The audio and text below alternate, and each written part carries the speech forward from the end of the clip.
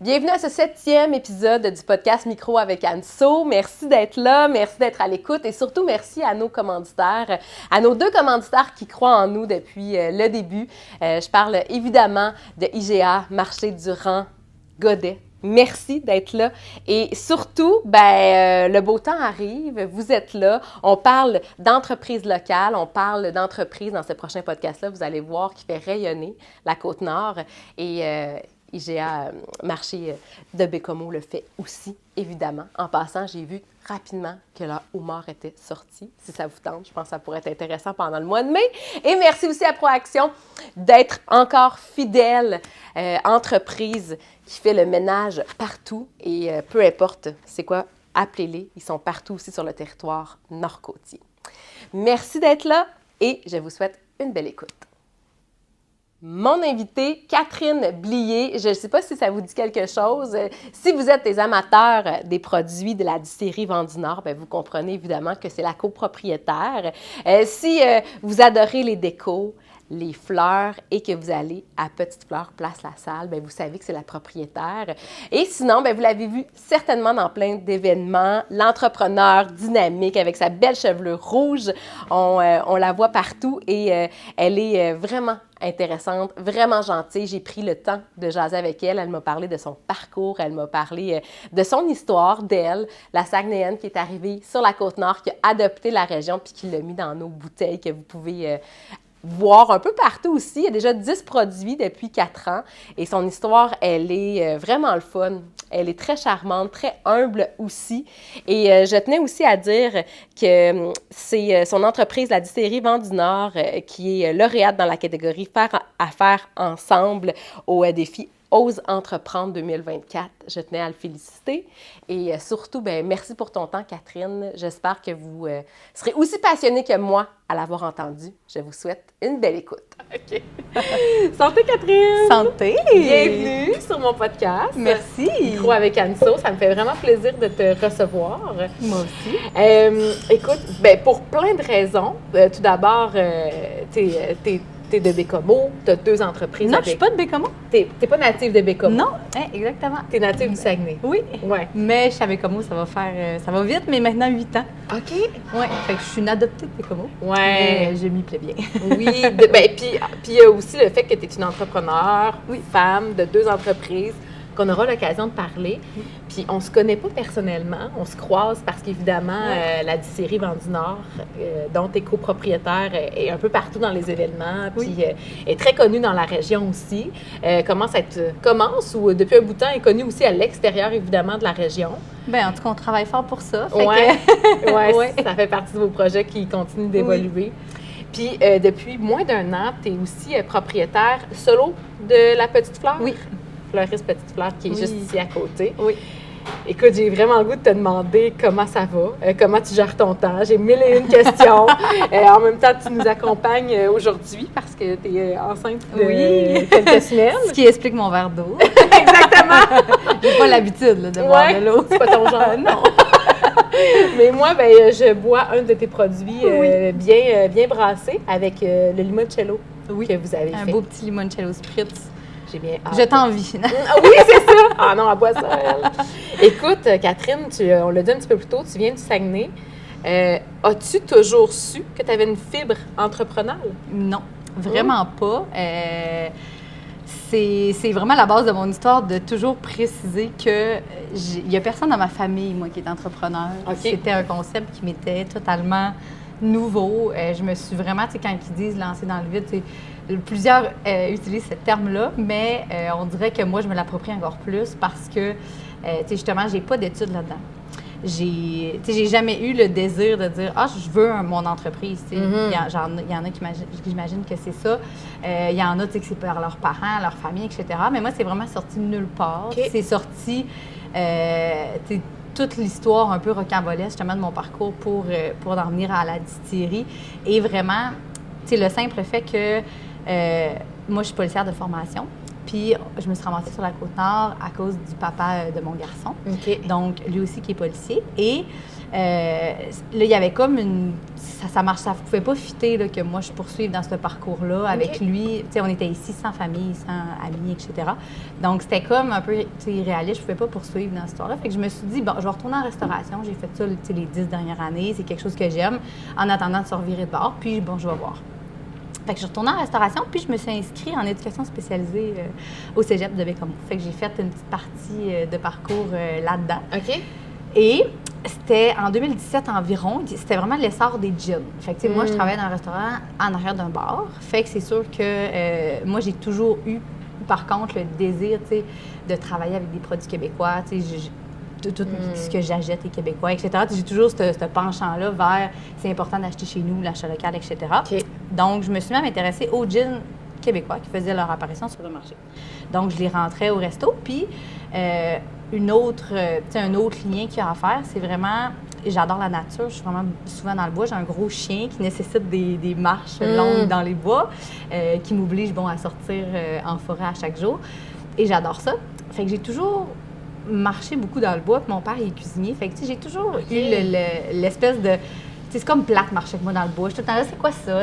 La curiosité du terroir, puis c'est quoi qui pousse chez nous. Puis, de cuisiner avec les épices du terroir, de s'informer là-dessus. Fait que j'ai toujours cet amour-là de faire ça.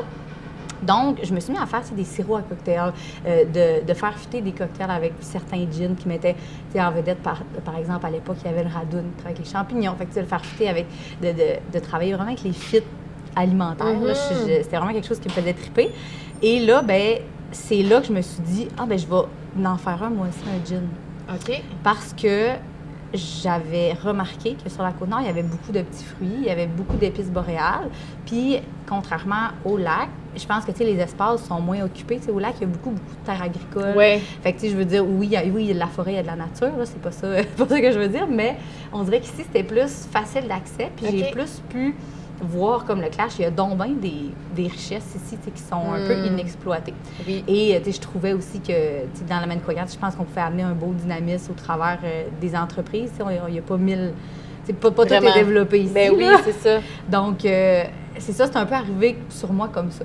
Fait que moi, c'est comme ça que je me suis dit, je vais me lancer. Mais évidemment, ça s'est pas fait du jour au lendemain. Du jour au lendemain, ainsi. Fait que, ça m'a vraiment beaucoup aidé de travailler en restauration à ce moment-là. J'ai pu me développer, quand même des réseaux de contacts. Puis, quand tu dis quelque chose, t'es dû, à chaque fois que j'en parlais, un midi, je sers, le directeur à l'époque du Centre de recherche de la forêt boréale, donc le CETFOB ici. Fait que là, lui, il travaille avec les petits fruits. J'explique que je voulais travailler avec les petits fruits. Fait que, tout était comme en concordance, puis tout coulait vraiment bien. Okay. J'ai été mis en contact aussi avec des Maine-Coyans qui m'ont vraiment, vraiment, vraiment aidée. Là. Moi, je conseille, à chaque fois que quelqu'un me parle d'un projet, je les réfère toujours à eux. Ouais. Parce que, si je pense que dans la région, en tout cas, une chance qu'ils sont là, je travaille encore avec eux là, tout le temps. Là. Fait qu'eux, ils m'ont vraiment aidé à starter tout ça. Mais c'est ça, ça l'a pris jusqu'à... On a ouvert la distillerie en 2020. Donc, ça l'a quand même pris là, un gap de 3 ans. Oui, c'est ça. C'est 3 ans avant que l'idée... Exact. Oui, fait que moi, j'ai commencé à avoir cette idée-là. Puis, encore une fois, ce que la restauration m'aura amené, c'est qu'un couple que je servais à l'époque, qui était Ruth et Paul, dans le fond, tu sais, le genre de couple que tu t'associes avec à la fin du chiffre, tu prends une petite coupe de vin, tu sais, qu'on avait vraiment un bon fit. Il avait entendu parler de mon projet. Donc, Paul me lançait un jour... si jamais tu as besoin, moi, je suis chimiste. Fait que là, moi, j'ai pas pris au pied de la lettre. J'étais là, oui, c'est exactement ça que j'ai besoin. Fait que moi, j'ai tout de suite proposé d'embarquer avec moi dans cette histoire-là parce que, ça transparaît encore aujourd'hui dans la distillerie, mais je pense vraiment, moi, un de mes concepts, c'est vraiment main dans la main. Il faut travailler ensemble sur la région. Maintenant, ça s'exprime plus au niveau des collaborateurs, mais j'ai vraiment toujours eu cet esprit-là de, je pense que toute seule, c'est quand même vraiment plus dur d'y arriver.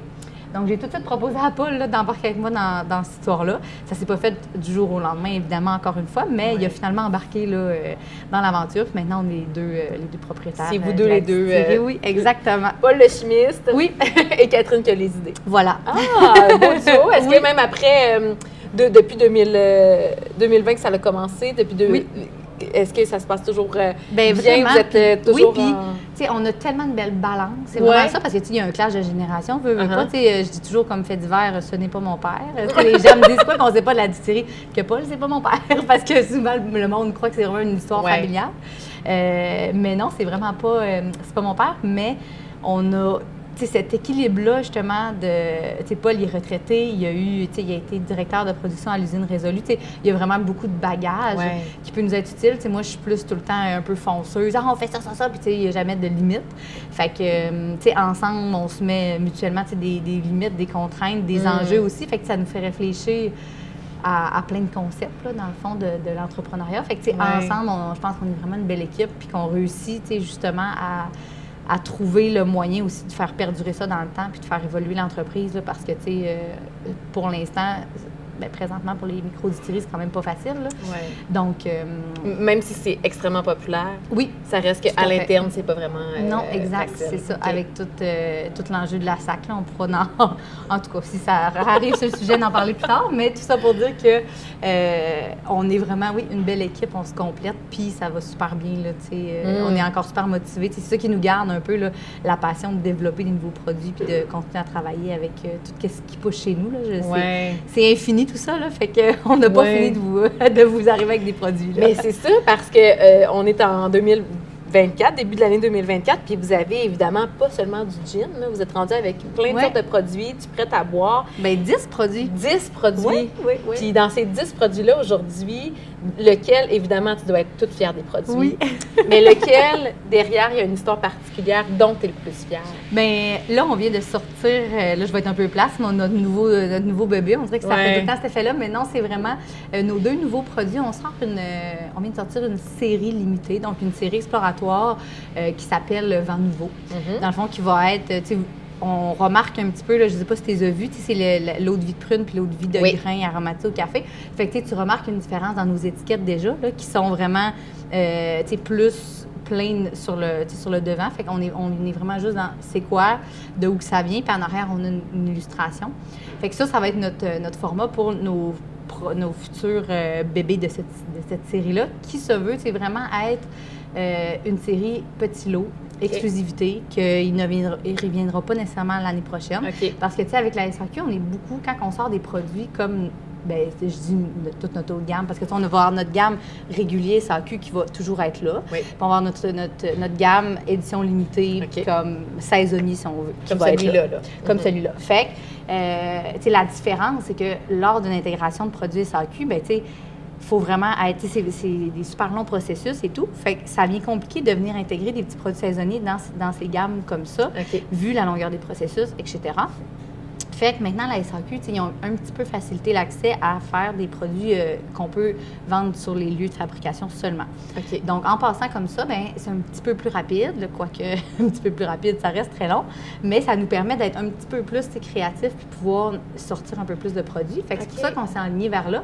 Et pour nous, ça représente vraiment notre gage de qualité envers un peu les consommateurs, parce que c'est des produits qu'on fait du fruit pour l'eau de vie de prune à la bouteille ou pour l'eau de vie de grain de café, du grain à la bouteille. Ce qui veut dire qu'on vient vraiment travailler avec nos matières premières. D'ailleurs, nous, on a le procédé là, de brassage. Là. Fait qu'on part de là. On part vraiment du grain. Là. Puis là, on ajoute des étapes à ça qui est la distillation. Fait qu'on vient vraiment travailler comme pour la prune. On est allé cueillir les prunes avec la famille Boulet là, avec qui nous a fourni les prunes, qu'on remercie encore d'ailleurs. Mais c'est vraiment de la cueillette à tout le conditionnement du fruit. Fait que, nous, il a fallu qu'on dénoyaute les prunes. On a passé, puis c'est tout fait à la main. Fait qu'on on est une petite équipe. Donc, on a passé 3 mois là, à dénoyauter des prunes. Ensuite, on les faisait congeler par juste technicalité que c'est mieux quand on vient fermenter un produit qui a été gelé pour l'extraction du sucre. On vient le faire fermenter. Et suite à la fermentation, c'est vraiment ce gros mash-là qui nous donne l'alcool. Fait qu'on vient le distiller. Fait que, on a vraiment créé notre alcool là, au travers un procédé là, de fabrication. Fait que jusqu'à maintenant, sans aucun doute, c'est vraiment ce produit-là qui me rend le plus fière parce qu'on a vraiment travaillé fort. De A à Z. Là. De A à Z, Fait que là, c'est vraiment la prune dans l'arbre qui nous donne de l'alcool. Fait que c'est sûr que c'est un produit fin, c'est un produit niché qui plaît vraiment pas à tout le monde. Puis dans le sens, ça me dérange vraiment pas dans le sens, nous, on l'a fait pour nous, là, pour la fierté que ça apporte. Puis moi, c'est mon produit préféré. Il y avait une eau de vie de prune sur le marché des alcools québécois qui étaient faits par la chaufferie, qui est malheureusement fermée aujourd'hui. Mais c'était une de mes alcools québécoises préférées. Fait qu'on y tenait vraiment. Et notre eau de vie de grain, pour un petit peu aussi l'expliquer, là, parce qu'on se fait quand même beaucoup poser de questions, mais c'est vraiment un whisky pas vieilli, dans le fond. Fait que c'est vraiment présentement, tu sais, nous, on a distillé du grain. Fait que même principe que je viens d'expliquer, on fait fermenter notre grain et on le distille. Puis à ça, il faut savoir que la distillation est beaucoup plus longue. C'est 2-3 passes aussi dans l'alambic. Fait qu'on a une première quantité qui est présentement en vieillissement pour faire un whisky. Mais nous, on était comme trop excités. On voulait sortir un produit justement à base de notre grain parce que sur la Côte-Nord, on est une terre, il n'y a pas de terre agricole. Ben non, fait que c'était vraiment une grande fierté d'avoir travaillé avec la ferme Manekoyan qui a réussi à faire pousser du grain, qu'on a réussi à récolter parce qu'avec le climat, c'est toujours un très gros enjeu et qu'on a réussi justement à travailler en fermentation.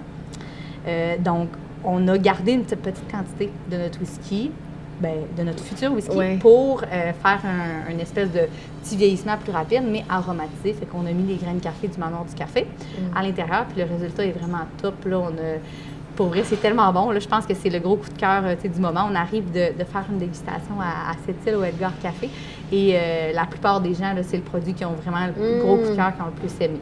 Fait que, fait que de ces produits-là, je crois que c'est vraiment notre petite série limitée là, qui nous rend le plus fiers parce que c'est vraiment de travailler de la matière à la bouteille. Mais sinon, dans notre gamme régulier, mon produit préféré, disons, là, c'est Églantine. Oui, je suis une vendue Églantine. Là. Moi, c'est le Muric Baumier, c'est à base de Muric Baumier, puis j'adore. Là. Fait que mon petit chouchou de la distillerie, moi, c'est Églantine. Puis d'ailleurs, je l'ai dit tantôt, mais là, je bois le limoncello, mais qui est comme brassé un peu à la spritz, puis c'est excellent. Bon, hein? Ah oui, ça fait vraiment été, là. Oui, on c'est le ça, sent pas encore, mais... Oui, exactement. Là, on veut du soleil avec ça. Puis si je recule un petit peu en arrière, parce que tu m'as raconté ton parcours, j'ai comme compris les bouts de casse-tête quand même qui font en sorte que tu deviens entrepreneur, là, quand que je pense à ton papa qui est cuisinier, toi... Qui est ouverte, qui cherche, qui est dans la restauration, qui a les bons contacts. Mais avant tout, tu es arrivé sur la Côte-Nord pour ta famille, pour ton travail à l'époque.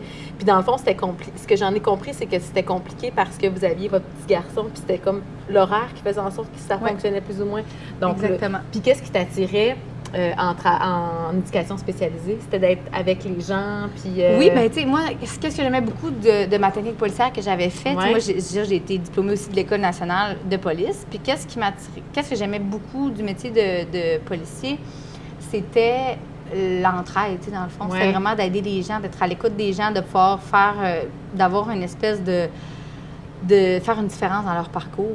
Fait que je trouvais quand même que ça faisait du sens d'aller en éducation spécialisée. Puis j'aimais vraiment ça. J'ai vraiment aimé mon cours en relation d'aide, mais mis justement en somme de tout. J'ai comme décidé de croire en mon idée puis de foncer dans l'idée de développer le projet de la distillerie. Mais sinon, je pense que je m'aurais bien plu. Puis c'était quelque chose que j'ai bien aimé. Ce contact de proximité-là, j'imagine que tu le retrouvais en restauration puis tu continues de le retrouver avec une clientèle fidèle. Donc, oui, c'est ça. Moi, il faut que je sois avec des gens. Le service à clientèle, le contact humain.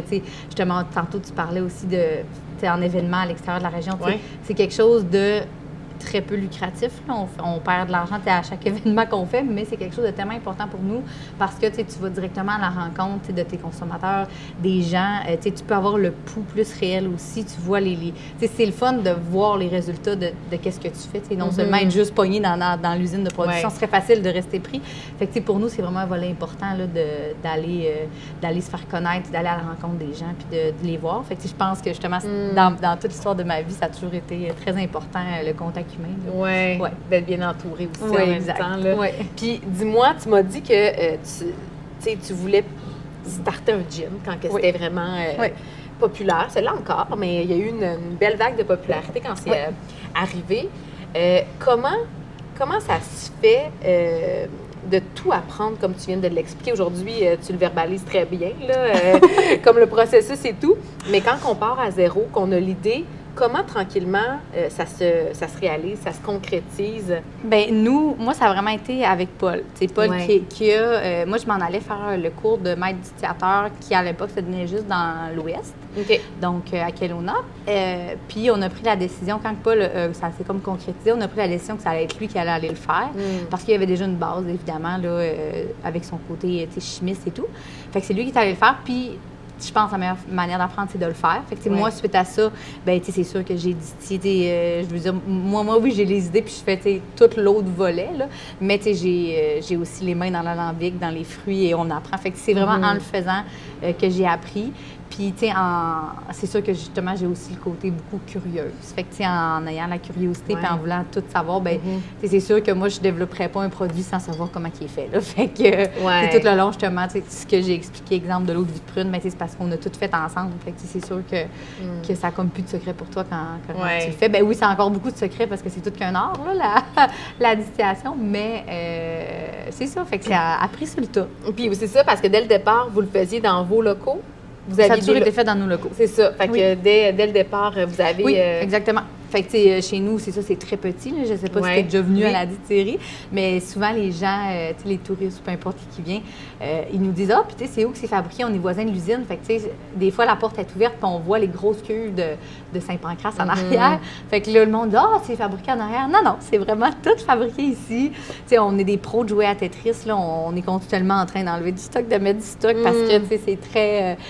c'est très petit, mais tu sais, c'est vraiment le modèle d'affaires, tu sais, qu'on... T'sais, ça amène un petit côté chaleureux, un petit côté plus artisanal aussi. Fait que, nous, notre but, c'est vraiment pas de grossir. Ben, oui, on aimerait ça avoir plus de place, là, mais dans le sens que notre but, c'est plus de se concentrer sur... On va mettre nos efforts à... Comme je disais, le contexte économique est quand même plus difficile. Fait que, on met nos efforts à sortir des produits puis mettre l'argent qu'on a disponible là-dedans plutôt que de grossir puis d'avoir plus de place. Là.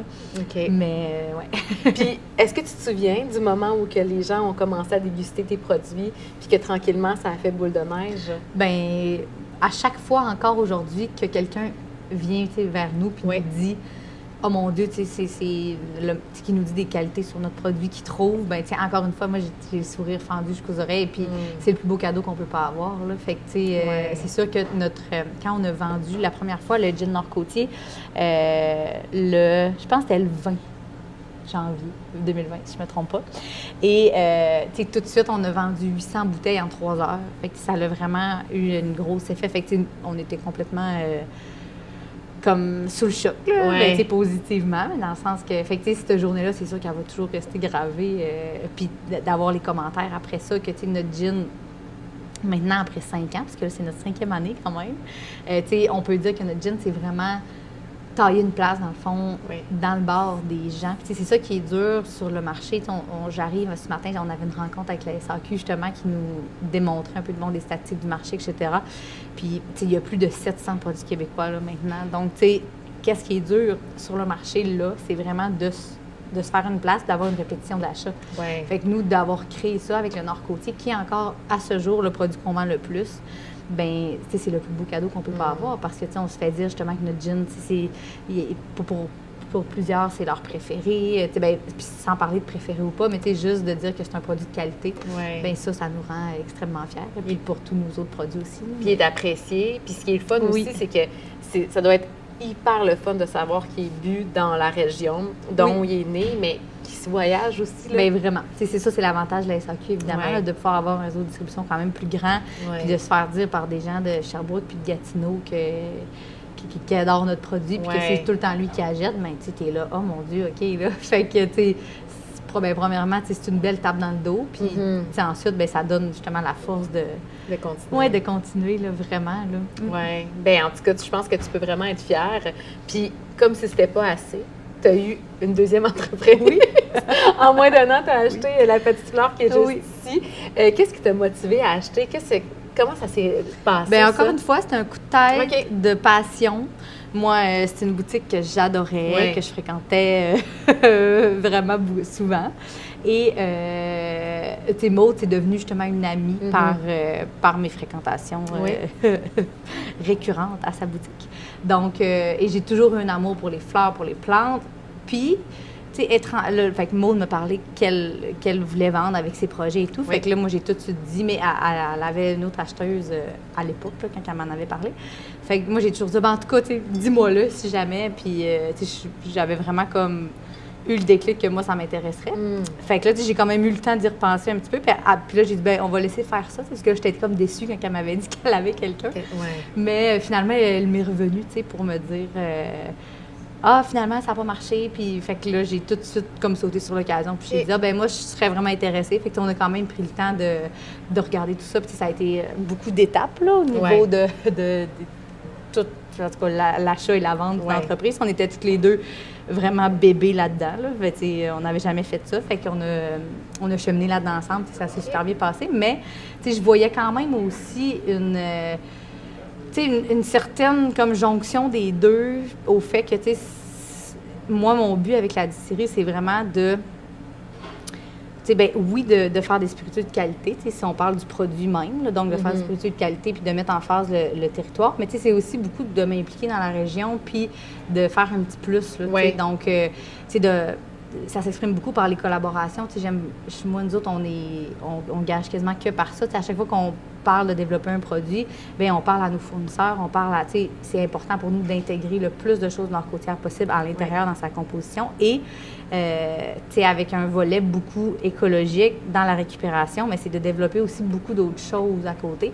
Donc, le volet collaboratif, je pense que je le voyais beaucoup aussi dans Petite Fleur, avec le potentiel. Puis, je trouvais que, oui, il y a certaines fleurs comestibles pour faire des produits, mais au-delà de littéralement faire, par exemple, un gin aux fleurs, c'est pas ça que je veux dire par, que ça peut fitter, mais il y a une belle... il y a une belle jonction avec tout ce que je pense d'une entreprise puis tout ce que je veux faire là, en termes de collaboration que je faisais déjà avec la distillerie, que je me voyais bien transposer dans cette entreprise-là. Fait que je me suis dit, let's go, on le fait. Puis c'est comme si tu étais déjà amoureuse de cette boutique-là, puis tu avais envie que ça reste, que les gens puissent continuer aussi tout à fait. De pouvoir fréquenter cet endroit-là. Bien, vraiment, tu sais, on pouvait pas perdre ça, là. Et, tu sais, moi, quand j'étais allée en éducation spécialisée, j'avais hésité de faire ça ou designer d'intérieur. Fait que, tu sais, là, avec tout le volet déco aussi, tu sais, c'est vraiment quelque chose qui me passionne, là, donc... je trouvais vraiment que ça faisait du sens. Mais, tu sais, encore une fois, je n'étais pas fleuriste du tout, là. Non, je me considère même pas encore fleuriste, parce que je pense que ça s'apprend sur... Encore une fois, tu sais, on apprend sur... comme la distillation, c'est vraiment quelque chose que j'apprends sur le tas. Mais, tu sais, avec l'équipe qui est en place, qui était en place et qui est encore en place, oui. Ça a été un gros plus, moi, de me dire, puis je savais que ça allait continuer. Puis moi, je voulais rien changer, là. Je voulais vraiment, encore en donner plus aux filles. Puis ils sont tellement bonnes, puis c'est quoi qu'ils font le mieux. Fait que, moi, je me trouve super choyée comme de pouvoir apprendre d'eux. Fait que j'apprends tranquillement à être fleuriste. Mais c'est sûr qu'en gérant d'autres choses, fait que peut-être pas autant que je le voudrais, mais c'est ça. Wow! Mais ça, c'est vraiment inspirant de savoir se lancer dans le vide sans filet, mais avec beaucoup de naïveté et de confiance. Ça doit être un beau mélange des deux. Oui, vraiment. Je dirais que c'est vraiment ça, naïveté et confiance. Là, moi, c'est ça. Des fois, je me dis, en plus, ça va bien, puis tout va toujours bien. Mais j'imagine ça, c'est question d'attitude. Et je croise les doigts que ça continue de toujours bien aller. Mais c'est vraiment ça. C'est le petit côté, justement, naïf et de me dire, ça se peut, dans le fond. Ça se peut de faire tout ça. C'est pas vrai que souvent, on s'impose nos propres limites, puis on est... Dans la vie actuelle, je pense que c'est beaucoup ça. Les gens viennent s'imposer tout le temps des limites, puis on peut pas faire ça. Mais pourquoi? Tout le monde me le disait, puis et pour Petite Fleur, mais et beaucoup plus pour la distillerie aussi. Tout mon entourage était là, non. Tu vas pas être pas police pour faire du gin. J'étais là, oui. C'est ça qui va se passer. Fait que, tout le monde était là. Ça se peut pas. Puis, il y a pas eu... Je ne veux pas dire que personne ne croit en moi, c'est pas ça que je dis du tout. Mais, la plupart des gens, tant que ça n'a pas été fait... Oui, pour eux, c'était comme un peu illogique. Oh oui, ils étaient tous là. Non, là, ça n'a aucun sens. Puis, quand il est venu le temps aussi d'acheter la boutique, là, t'en as pas assez. J'étais là, oui, c'est pas que j'en ai pas assez, mais c'est que, je sens que j'ai encore beaucoup d'énergie puis beaucoup d'idées de projets à concrétiser. Et, avec la distillerie, des fois, justement, il y a un cadre là, au niveau de la SAQ, là, c'est comme dur, puis t'es pogné, tout au niveau des lois, puis on travaille tellement fort pour tellement peu que je trouvais ça le fun d'avoir un autre... puis je ne veux même pas dire plan B, là, je ne sais pas pourquoi c'est ça qui m'est venu en tête, mais un autre secteur d'activité qui est moins restrictif, tu sais, au niveau des lois. C'est plus libre. Oui, exactement. Puis tu as plus de résultats, donc tu sais, ça te donne comme justement un petit appui là, sur lequel pouvoir continuer justement aussi tout ce qui est de la distillerie. Puis tantôt, tu disais quand même que ça t'arrivait même encore aujourd'hui, des fois, de te sentir un peu imposteur dans ton domaine. Oui. Dans les deux domaines? Dans le domaine autant fleuriste oui, je pense que c'est imposteur côté entrepreneur. Les gens ils disent un entrepreneur. Je suis tout le temps là, mon Dieu, moi, les entrepreneurs, on dirait que c'est tout en chemise, cravate, puis ça a plein d'argent. Là. Moi, je suis une entrepreneur, dans le champ avec mon chapeau, puis les mains sales. Là. Fait que des fois, pas des fois, j'ai quand même tout le temps encore ce sentiment-là d'imposteur, qui fait que justement, c'est tout le temps un peu stressant. Je suis tout le temps là, on dirait que. Mais en même temps, j'essaie justement de l'assumer, puis je me dis toujours, si ça peut inspirer des gens, puis ça peut aussi amener à d'autres. Souvent, quand on parle de notre histoire ou rien, ça peut aller rejoindre des gens, puis ça peut même amener à des nouvelles collaborations, etc. Fait que c'est tout le temps bénéfique, je pense, pour tout le monde. Mais, tu sais, il y a une époque où tu es peut-être plus jeune que moi. Tu es probablement plus jeune que moi. T'es-tu dans la trentaine, dans la vingtaine? Trentaine. Dans la trentaine. Mais, tu sais, il y a eu une époque aussi que quand on a grandi, un entrepreneur, ça faisait ses cours puis son bac en administration. Oui, c'est ça, puis ça faisait ses classes étape par étape. Puis, moi, c'est ça que j'imagine d'un entrepreneur. Puis, tu sais, ça a été beaucoup mis en lumière, ça.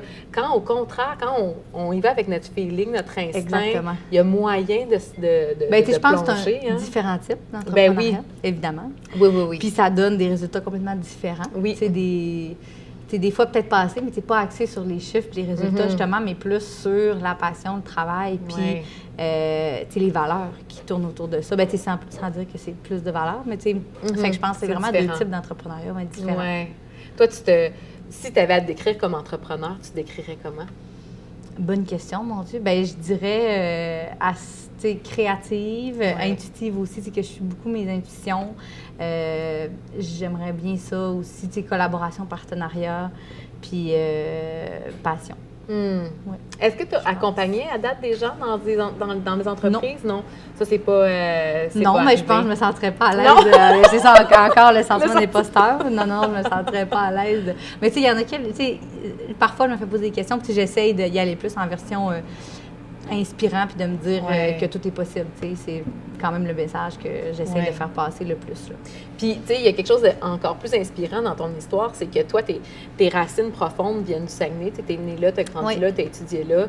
Tu t'en viens dans une région que je ne sais pas si tu connaissais déjà. Non, zéro. Pas du tout. Zéro. Puis, tu t'es comme approprié en même temps la région, tu t'es reconstruit des racines. Il y a comme quelque chose où ça veut dire que tu sais très bien t'adapter. Oui. Mais aujourd'hui, après 8 ans, qu'est-ce que la Côte-Nord t'apporte?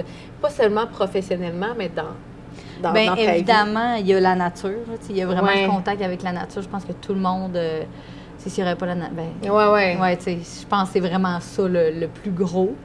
Puis, le fait aussi que tout soit à faire. Qu'on peut vraiment être créatif.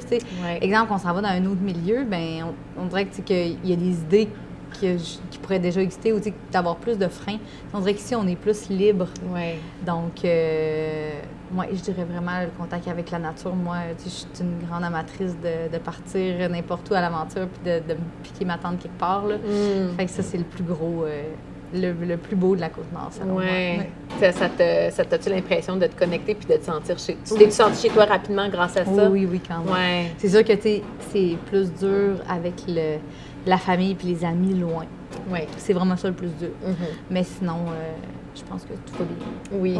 Puis là, le fait qu'avec ton travail, des fois, tu voyages puis tu te promènes, tu peux aussi aller à leur rencontre. Oui, tout à fait. C'est ça. Dans les festivals. Ça, c'est un gros plus aussi. Pourquoi qu'on aime ça? Parce que nous, moi, ma meilleure amie est tatoueuse. Fait que là, on en a profité pour créer. On est toutes les deux. C'est ça qui je pense qui m'anime le plus. Puis j'aime tellement ça qu'on peut décider, on va faire un événement tattoo et gin. T'sais. Fait que là, on a un événement qui est récurrent, cocktail et gin, Ink and Gin, qui est super populaire. qu'on va partout. Puis là, il y a même du monde qui nous invite maintenant. Fait que c'est vraiment cool. Ouais. On peut un peu justement être créatif comme ça. Oui. Puis de ça, des fois, sort des super idées de génie qui pognent full. Là. Puis tu sais, tantôt, tu en as parlé là, que c'est des fois un petit peu plus contrôlé puis difficile avec la SAQ. Est-ce que le seul avantage, c'est vraiment que ça peut te permettre d'être connu ailleurs? Tu sais, parce que ça... Est-ce que ça prend absolument ça pour quelqu'un qui veut se partir? Oui, c'est ça. En fait, tous les spiritueux sont régis par... sont obligés d'être à la SAQ. C'est notre seul client en tant que distillerie. Là.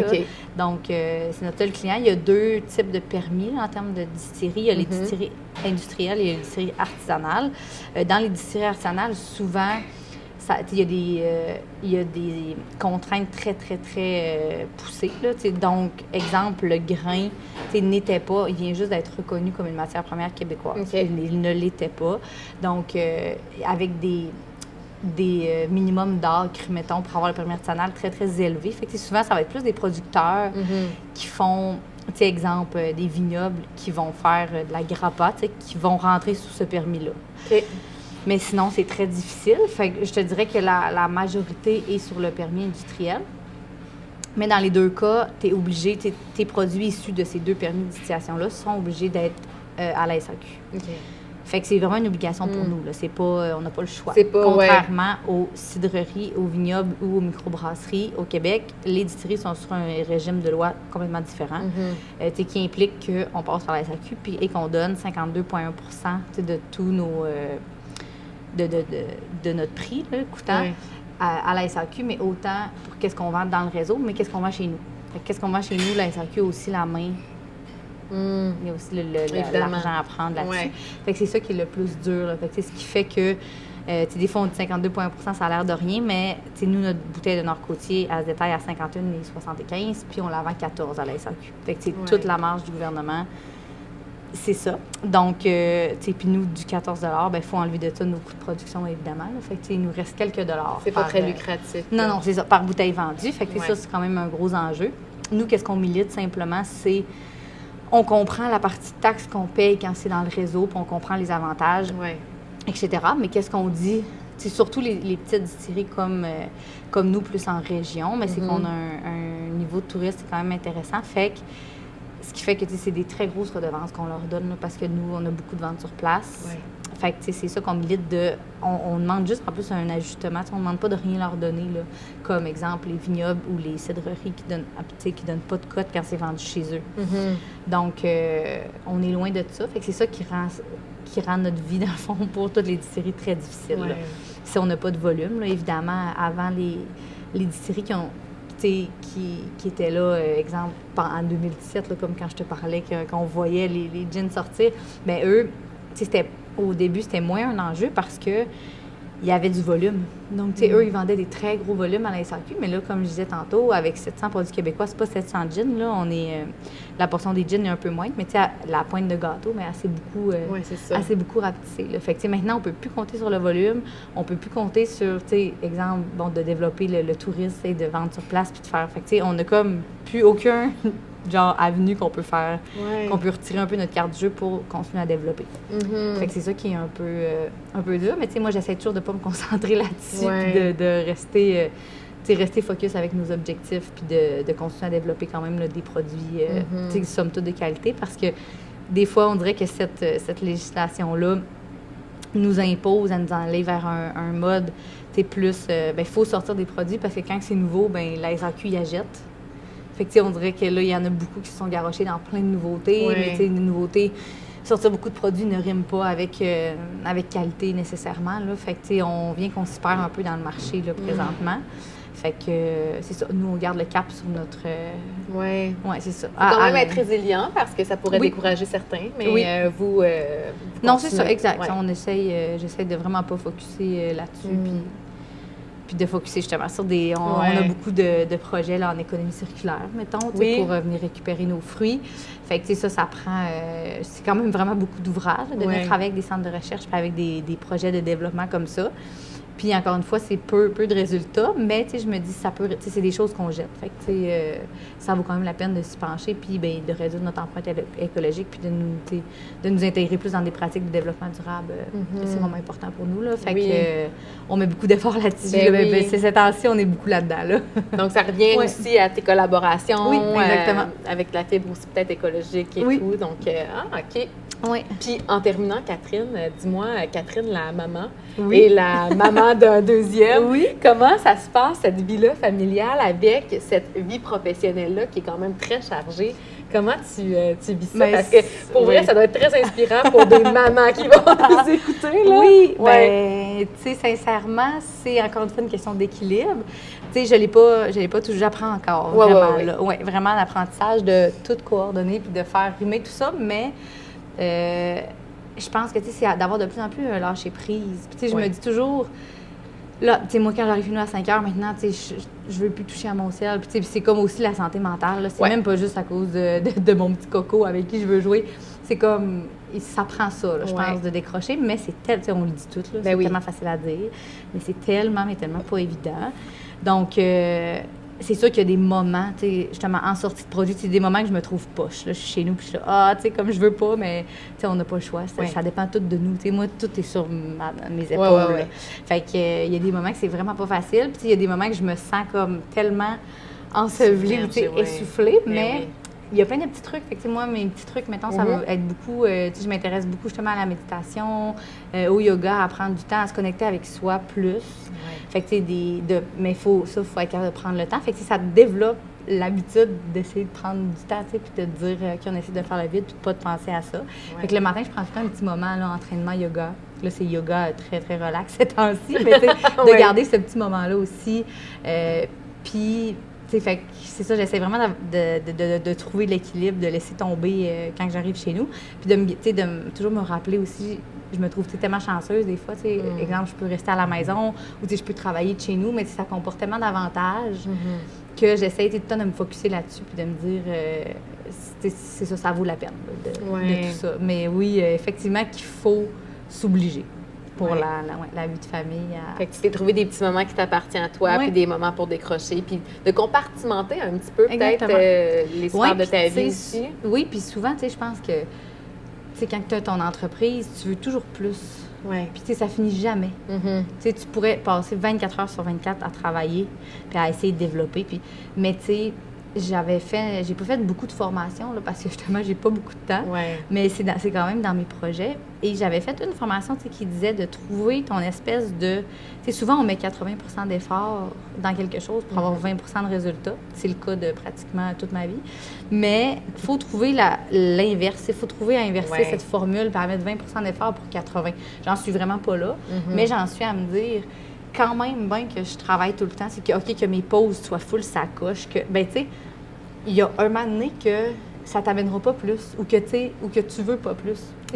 C'est d'arrêter de vouloir, justement, être tout le temps sacoche, tout le temps être... Tu sais, je me dis, ben là, la dernière fois, je voulais absolument, sortir pour notre eau de vie de prune. J'avais un cocktail que je voulais faire pour la sortie. Mais j'ai pas eu le temps. Puis là, j'étais là, le cocktail sortira plus tard. C'est pas grave là, si j'ai pas ma photo parfaite de mon cocktail parfait avec ma sortie de produit. Fait que, tu sais, je pense vraiment que le lâcher prise, tu sais, c'est vraiment, vraiment, vraiment ça qui me sauve. Puis, je me dis, il y a personne qui va mourir si ils n'ont pas le cocktail, tu sais, qui va avec tout de suite, là. Fait que, tu te le rappelles. Mais c'est ça, petit exemple. Fait que, tu sais, vraiment, je pense que la clé, le lâcher prise. Tu travailles là-dessus. Oui. Puis, elle n'a pas tout être parfaite. C'est probablement aussi ce qui fait le charme de beaucoup de gens. Oui, exactement, vraiment. Au final, c'est ça qui fait le charme. Oui, puis probablement aussi que ça vient travailler ton instinct. Parce que si c'était tout calculé, l'instinct est moins intéressant que, tout à fait. Que quand il arrive des malentendus ou même des problématiques de la vie. Oui, vraiment.